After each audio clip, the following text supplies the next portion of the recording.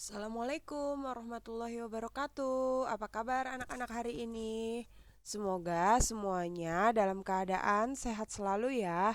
Nah, hari ini kita akan memasuki ke pembelajaran masih di tema 2, subtema 4, bermain di tempat wisata, pembelajaran yang kedua dan ketiga.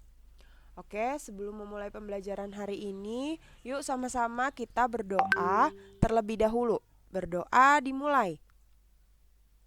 Berdoa selesai. Nah, tujuan pembelajaran hari ini yang pertama, siswa dapat membuat pertanyaan dengan kata tanya yang tepat sesuai dengan isi teks bacaan. Yang kedua, siswa dapat mengelompokkan keragaman benda di lingkungan sekitar berdasarkan bentuknya.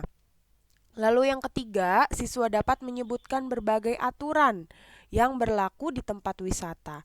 Dan yang keempat, siswa dapat memecahkan masalah sehari-hari yang melibatkan pembagian. Ya, jadi hari ini untuk matematikanya kita masih belajar tentang pembagian.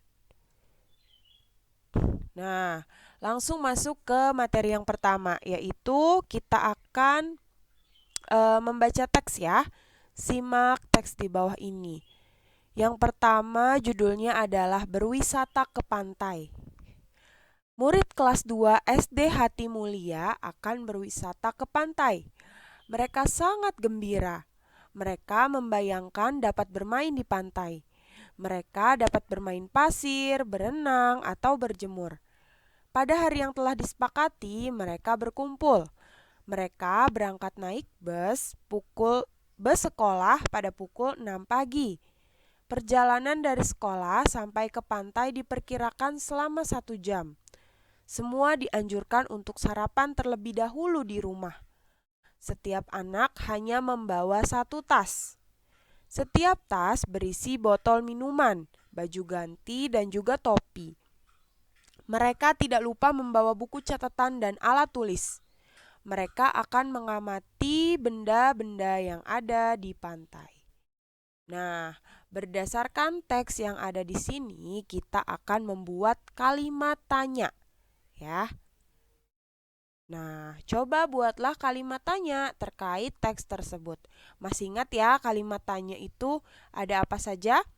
Iya, ada apa, bagaimana, siapa, mengapa, kapan, di mana. Ya, itu ada kalimat tanya. Nah, di sini ya, tadi ada siapa, kapan, apa, berapa, bagaimana, mengapa, ya, dan satu lagi adalah di mana. Nah, di sini Bu Guru akan mencoba membuat kalimat tanya berdasarkan teks yang tadi. Yang pertama, ayo, kita akan membuat kalimat tanya dari kata siapa. Nah, kira-kira apa ya yang tepat kalimat tanyanya sesuai dengan jawaban yang sesuai dengan teks yang tadi? Iya, bisa. Siapa yang pergi berwisata ke pantai, ya. Nah, siapa yang pergi berwisata ke pantai tadi? Ya, yang pergi adalah siswa kelas 2 SD Hati Mulia. Nah, selanjutnya adalah kapan? Kira-kira apa ya pertanyaannya berdasarkan teks yang tadi?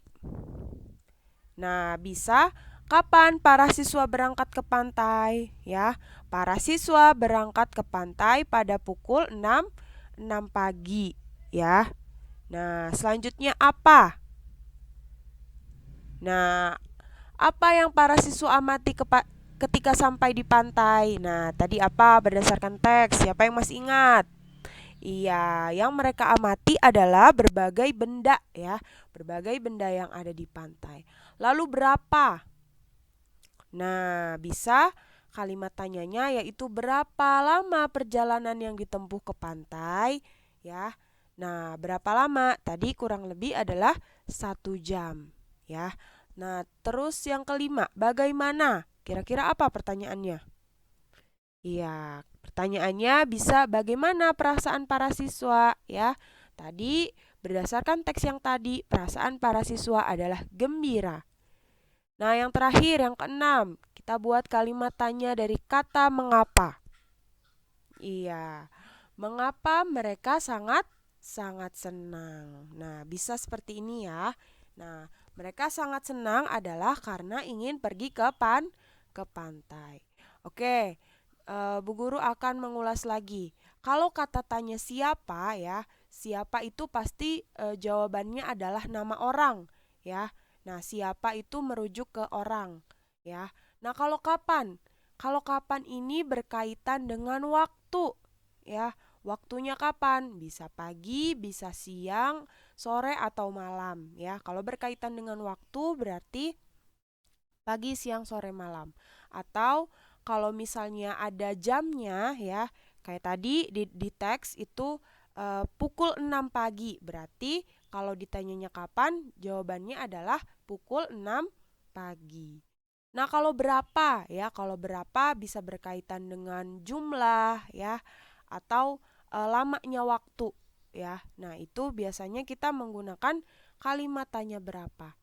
Ya, kalau bagaimana itu untuk menjelaskan sesuatu ya. Kalau kita mau nanya untuk menjelaskan sesuatu, itu gunakan kata tanya bagaimana.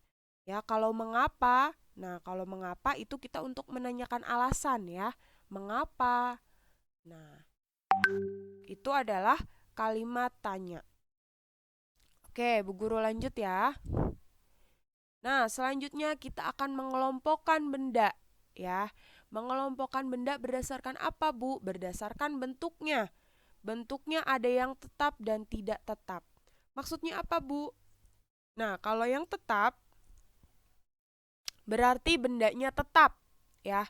Tetap, misalnya buku. Buku kalau kita letakkan di atas meja, bentuknya tetap. Kita taruh di lantai, bentuknya juga tetap. Kita taruh di atas lemari, bentuknya juga tetap. Masih sama ya, masih sama bentuknya seperti buku. Nah, kalau yang tidak tetap apa, Bu, contohnya? Nah, kalau yang tidak tetap contohnya adalah benda cair ya, seperti air. Ya, air kalau misalnya di botol, kita taruh di botol, kita simpan di botol, bentuknya akan seperti botol. Nah, kalau kita pindahkan airnya ke ember, ya bentuknya akan seperti ember. Kalau kita pindahkan ke gelas, airnya bentuknya seperti gelas ya. Bentuknya bisa berubah-ubah sesuai dengan tempatnya ya. Ada juga pasir ya, tapi pasir ini bukan benda cair ya. Nah, pasir ini adalah benda padat tapi bentuknya tidak tetap ya. Bentuknya tidak tetap. Ya, dia mengikuti wadahnya juga. Ya, misalnya pasir ini kita letakkan di dalam mangkok ya, bentuknya akan seperti mangkok ya, atau juga kita gunakan cetakan ya. Biasanya pasir ini di pantai kita bisa membuat istana pasir ya. Nah, bisa dicetak-cetak. Nah, itu bentuknya akan menyerupai cetakannya. Makanya bentuknya tidak tetap. Nah, sekarang di sini ada beberapa gambar. Yo, kira-kira yang gambar pertama bentuknya apa? Iya, bentuknya adalah tetap ya. Sekop ini bentuknya tetap. Nah, kepiting ya, kepiting juga bentuknya tetap ya, tetapi kepiting dan ikan ya, di sini kepiting dan ikan itu adalah hewan. Ya, kalau hewan ya bentuknya tetap, cuman dia bisa bergerak, tapi kalau dari bentuknya akan selalu tetap. Ya, lalu nah ini selanjutnya ini botolnya ya nak ya. Ini adalah botolnya bukan airnya ya. Kalau dari botolnya ya bentuknya tetap ya. Nah, kalau airnya, tapi air yang di dalamnya itu bentuknya akan berubah mengikuti wadahnya. Nah, selanjutnya kelapa ya. Kalau buah kelapa bentuknya tetap. Nah, batu juga bentuknya tetap. Ya, lalu ember juga bentuknya tetap. Nah, daun juga bentuknya tetap ya. Dan ikan ya, ikan bentuknya tetap. Ya, berarti di sini kecuali pasir ya. Pasir ini bentuknya tidak tetap. Oke, selanjutnya kita akan menyebutkan aturan di tempat wisata. Ya, saat kita berwisata ya ke pantai, ke museum atau ke taman kota, kita tetap harus menaati peraturan yang ada di sana ya, menaati tata tertib.